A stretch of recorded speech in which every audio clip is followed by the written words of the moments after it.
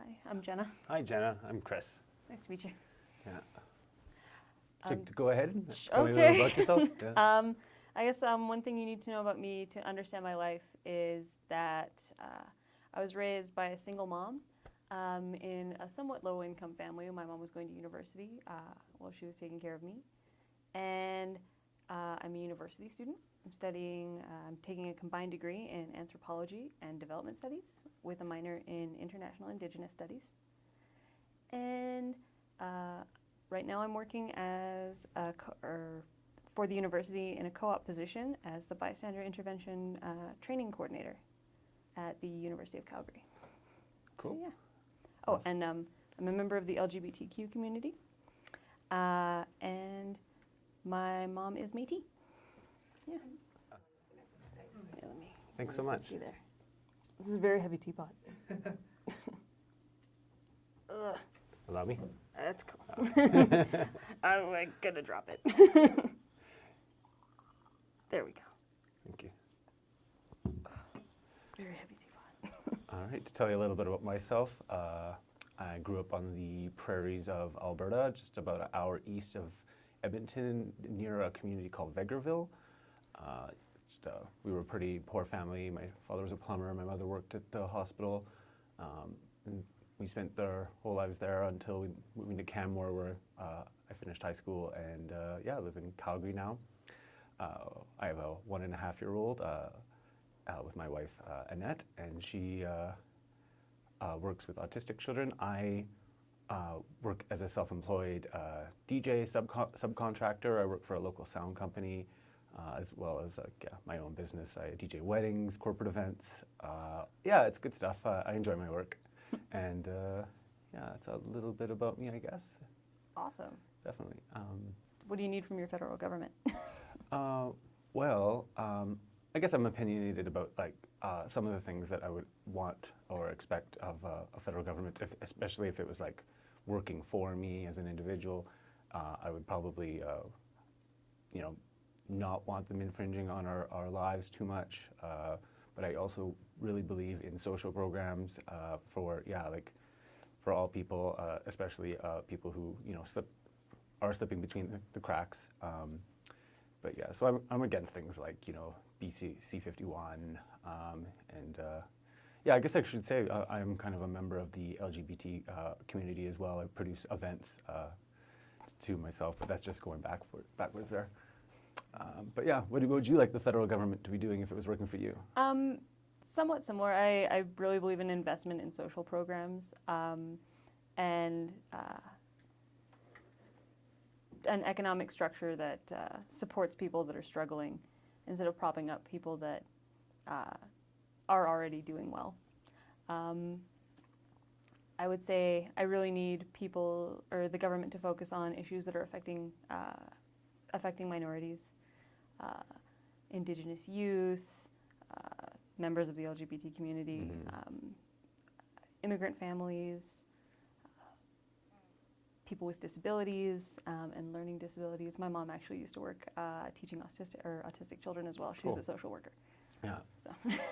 I guess another thing I would want to say about like what I would like to see from the federal government is more representation for I'm sick of people being called for the middle class or this for the middle class. I think the majority of people who think they're middle class are actually lower class at this point. So you're pandering to a group that doesn't really isn't really doing that well to begin with. And it just seems like our federal government is serving more for interests for multinational corporations selling our resources. In terms of Canada, it's really a bit disenfranchising to see how our federal government has been behaving. So I don't know. I'd like to see, maybe some of those things be prioritized again. And try to think about the lower class. It shouldn't be just pandering to these middle class or what we think is a middle class. Yeah. I also feel like, especially in Alberta, but all across Canada, we've slowly been eroding our investment in social programs. They've scaled back what's included in public health care, and it's moved slowly to more privatized things like dental is no longer included, and despite the fact that it could be like potentially very dangerous to not treat a lot of dental things, and they're slowly becoming or moving away from covering prescription costs and privatizing that, and that affects people in the lowest income brackets the most. I'm a bit of I feel like a fly on the wall with this whole thing right now, because like with the elections, because I being self-employed, and I'm almost like a full-time dad, like while being self-employed too. It's like I get to pay a fair bit of attention to some of the things that are being said and done, and definitely like, well, my wife and I make it work pretty well in terms of juggling a child without paying for daycare. But if we actually had to pay daycare, it'd be like I would have to not see my son, and I'd be working some job off somewhere full time just to pay for that daycare and things. And well, and these are things that you really have to consider, especially as your business picks up or as you get into busy seasons, right? And as your kid gets older and starts like requiring like more money for things like school and extracurricular activities, yeah. And it becomes a bigger burden on the wallets of people who are either self-employed or who have like a tougher economic position than on people who make like say like $250,000 a year, and maybe don't have to worry so much about things like childcare and whether or not they can pay their kids' school fees. Yeah, like, and whether or not their kid is going and getting a good education in their public institution, or if their schools are underfunded and have huge class sizes. I mean, you mentioned like one party, one issue voters, right? People who just like economy, got to go with this party, and it's like, I find that like a lot of the people who at hardline, those kinds of like, it's like, I'm really against this new party we've elected, and I really want my old party to win the federal election.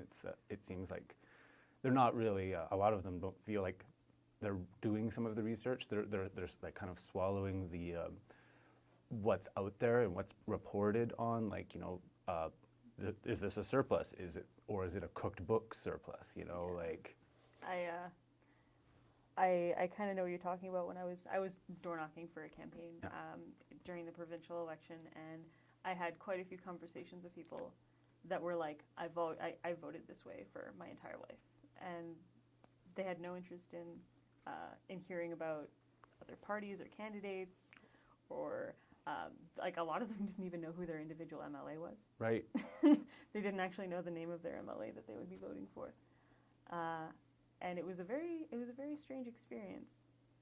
And then to hear people like post-election arguing that like when people vote, they obviously they didn't know what they were doing. They don't seem to turn the magnifying glass on the party they've been holding that flag for and carrying that torch for, right? I would really like for our government to care more about like women's reproductive issues, because there are provinces right now that have MLAs that support women's reproductive rights and have premiers that support women's reproductive rights, but essentially have no resources for women who actually need to access those services. Like in a lot of the provinces on the East Coast, there are no like Planned Parenthood clinics. There's no abortion clinics. They'd have to go like out of province to access those services. It's very, very concerning that in a country like Canada, that's something that people still have to struggle with, is access to safe, affordable birth control, contraception, and abortions if they need them. Mm-hmm. It's just, I can't even see how most people, like, I guess I mentioned, the fly on the wall comment, basically because I think a lot of people don't have time to even look at the issues. They're working a full-time job at minimum wage, maybe 2 part-time jobs at minimum wage, or just, or something working for tips, and it's just like, you come home, you want to watch your Netflix and chill. You're not like, you're not thinking about, you're not thinking about the issues and like, and what should even be important to me or you, or, And like, you disengage at the end of the day because you're just tired, and especially if you feel like no matter what stance you take, like, unless you are like willing to like commit like all this time and go out and like carry signs and like call people and like try to get them like to like listen to you talk about politics that you can't affect meaningful change, which isn't true. Like all it really requires is for you to vote, which is your democratic obligation. Yeah. But it's hard to like argue with that too, because you don't want to tell people that they can't take care of like what they need to be like to be like mentally well off and like to not hate their lives. And to be like, no, you have to be like super engaged in politics and current events as well, despite the fact that you're exhausted and that you have a lot of other things going on. Like, but at the same time, you do want people to care enough that they vote and that they know who they're voting for and like whether or not the person that they're voting for is something that like is somebody that they would actually want to support were they informed. So it's very hard to like walk that line of not wanting to like infringe on people's like need for like life and rest and like a break from the depressing reality that is politics and like world events, and making sure that they actually do like engage enough in society to contribute to like things like elections. Yeah, it's got to be sustainable. Yeah, I guess like I guess the gentlest way to do it is to give them as many tools to like find out like very easily like what kind of political alignment they have as possible. So like things like, have you seen like the voter compass, where it's like it's like a quiz? Yeah, you can. Where it's like, here, fill out like how your like what your thoughts are on all of these issues, and we'll tell you which candidates like align more closely. And it's kind of a cool tool because people they get it, and then it gives them a breakdown too of where they match up instead of just giving them a percentage. So they can say like if they are like say a one issue voter, they can say like if I agree with this party or this politician more on more issues, but on the issue that's the most important to me, I agree with this guy. Right. Or something like that. It's a great conversation. It's a pleasure to meet you. You too. Thank you. It was nice to meet you. Yeah. It was very hard because I agree with you on everything. Well, maybe that means change is coming. Yes. Young people. Yes. Get out and vote. Young gingers need to get out the vote.